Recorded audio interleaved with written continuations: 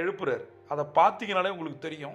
இதோட core concept என்ன அப்படின்னா, நம்ம யாரோட பழகுறோமோ ஒரு ப்ரோஃபவுண்ட் எஃபெக்ட் கிடைக்குது அப்படிங்கிற.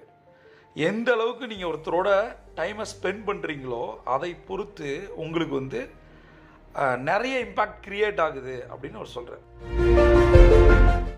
ரைட்டா? இதை நம்ம டீப்பாக பார்க்கணும். ஃபஸ்ட்டு இதில் சில விஷயங்கள் கண்டிப்பாக நீங்கள் இம்ப்ளிமெண்ட் பண்ணணும்னு நான் கேட்டுக்கிறேன்.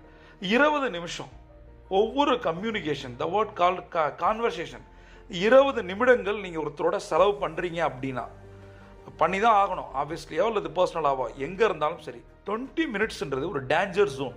எப்படி தெரியுமா? 20 நிமிஷத்தில் முன்னாடி இருக்க ஒருத்தங்களோ உங்களை இம்பேக்ட் பண்ண முடியும், உங்களுடைய எல்லாத்தையும் மாற்ற முடியும் அப்படின்னு ரிசர்ச் சொல்லுது. 20 மினிட்ஸ்.